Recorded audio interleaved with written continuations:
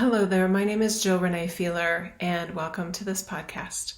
Let's start by taking a couple nice deep breaths.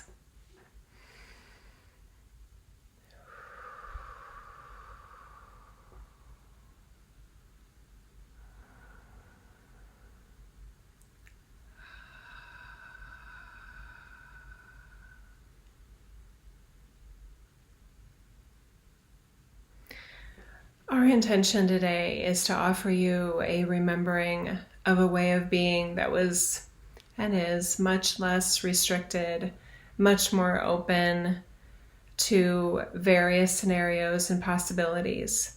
Not just various scenarios of you and what you are, but open to the varying and widening scenarios of what is happening in your reality and what can happen in your reality. There is such a natural temptation of humans, no matter what is going on, to try to come up with a nice, neat, little, and oversimplified, so little being an important word there, a little and oversimplified narrative of what is going on, or even what has gone on. And it's unfortunate. It squashes your energy field into a tighter ball where there is less creativity, less source energy, and less curiosity. And source energy is inherently curious, and curiosity comes with openness and a big, big energy field, okay, that can include and is wide enough to include all the varying and various interpretations of not only what has happened, but what is happening and also what is possible, okay? So the reason we bring this up is that it is very soothing in so many ways as a human to feel a storyline or feel a narrative or an explanation of what happened or what is happening or what is about to happen that is one thing. And it's understandable. The human mind and the human energy system has a way of feeling overwhelmed, even when not that much is going on in the world.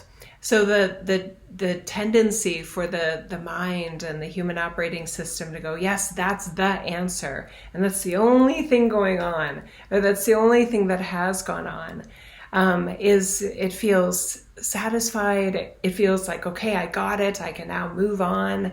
And the human just keeps marching on from one oversimplified explanation to another. Let's take another nice deep breath here, please.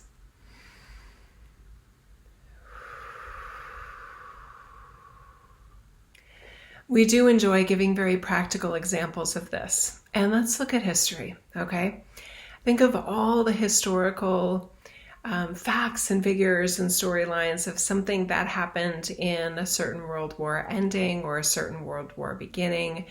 And the narrative tends to be that one thing happened. One thing started the war, or maybe just a handful of things started the war. When we look at, when we as our expanded range of self look at any incidents of war or international conflict, there are so many different factors that led to it actually becoming that heightened state and situation. It's the oversimplification that it was this or it was that, and then everything just was like a formulaic outcome of that one thing happening. It really doesn't give enough credit to the very dynamic and constantly varying and changing variables that are constantly going on in life. Okay?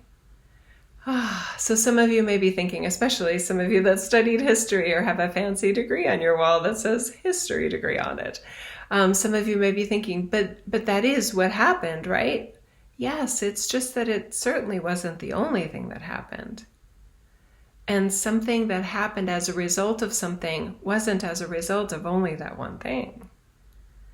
And that outcome was not predestined. It happened to happen.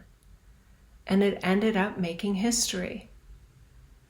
Humans have an overconfident way about them.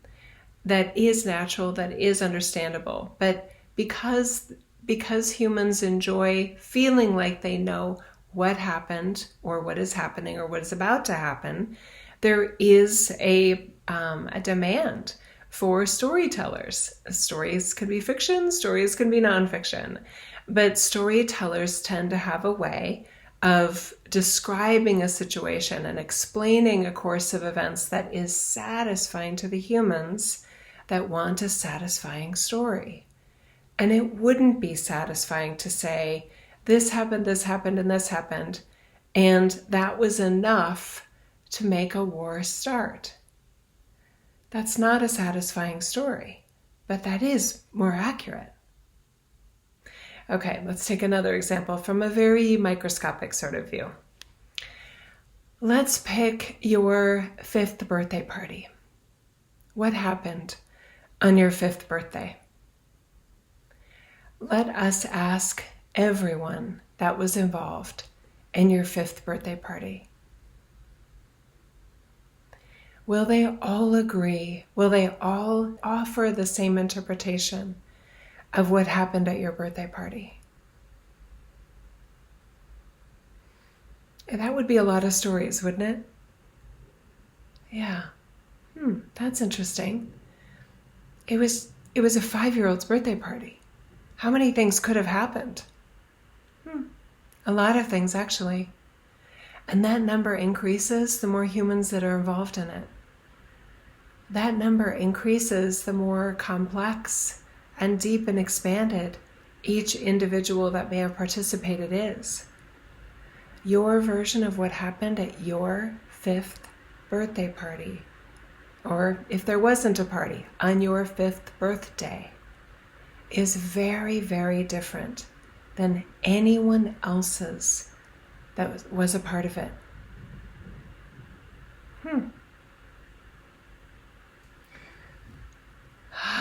Unsatisfying, isn't it? Is your brain upset about this? Is your brain starting to freak out? Is your human operating system starting to feel uncertain, more doubtful? Is that troublesome? It doesn't have to be. Your operating system can function in a way that its well-being is not requiring a neat, nice, little narrative about what has gone on, about what is going on, and what will happen. When we notice storytellers offering their renditions of what is happening, and we observe that their rendition includes the idea that one thing is happening, and that one thing is happening to everybody, we notice they are operating from a very limited sense of source, and a limited sense of source as it operates within humanity. It does make it messier, and it does make this reality seem as chaotic as it is. Because one thing wasn't happening on your 5th birthday. One thing wasn't happening at the events of the Gulf of Tonkin. One thing wasn't happening when a war started. One thing wasn't happening when a war ended. One thing isn't happening in the midst of a global experience. One thing isn't happening in your household right now. One thing isn't happening at your work.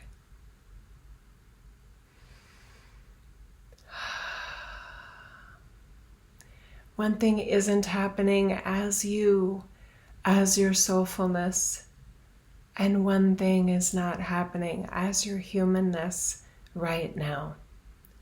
It is complex, and complexity includes messiness. So the part of you that wants to tell a story, make it a good one. Make that story a good one that assists you in being the you that you like best. And a really good story allows everyone to be their best self. Yeah.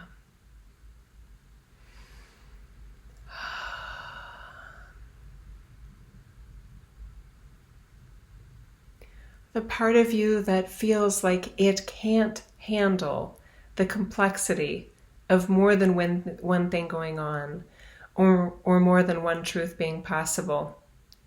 We just want to give that part of you a hug, because it's really underestimating you and what you need to be an amazing version of you, and what you need to be the most expanded, creative, source-like version of you.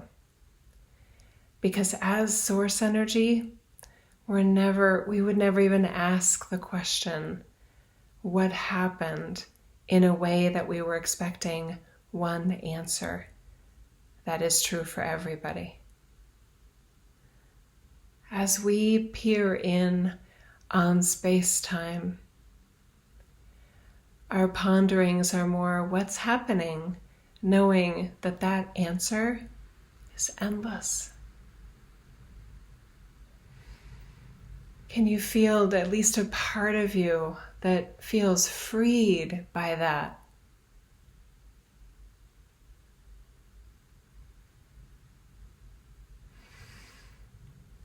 If so, you may find your tastes and preferences changing,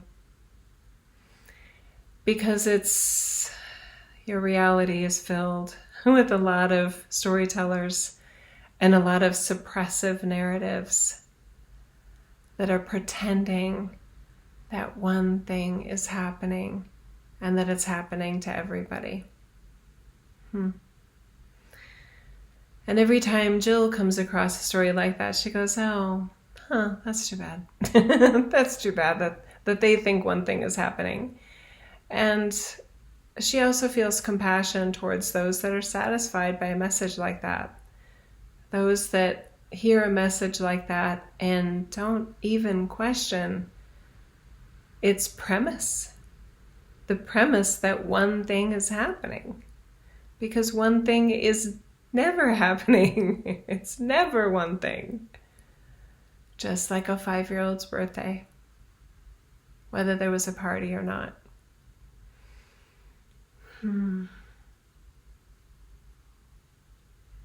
Humans are designed in a way that is naturally multidimensional. That isn't based on what you've read or what you know. That isn't based on how high vibe you are or how conscious you are. That's based on design, an original design that allows for chaos and allows for uncertainty and allows for well-being and also allows for tremendous disappointment and pain and suffering.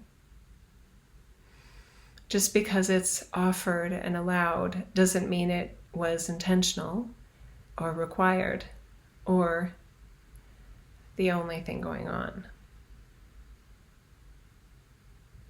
So will you do us a favor?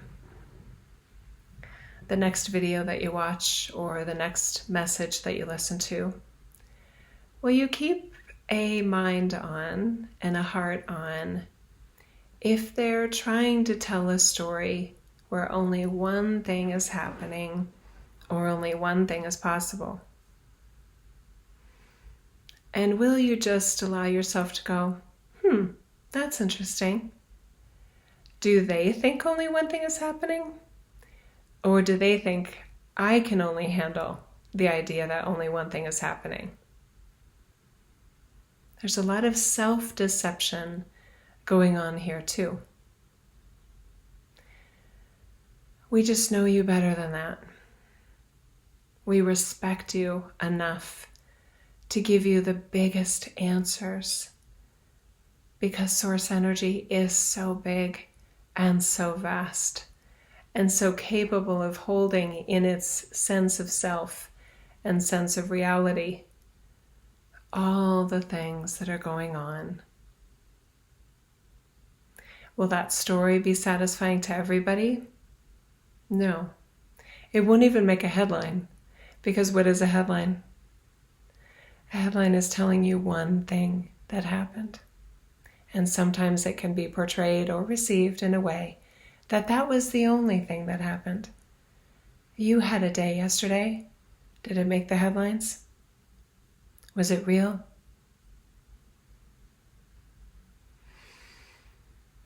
Sometimes you have to make your own headlines, to make your own life the way that you want it to be the you that you want to be, headline making or not.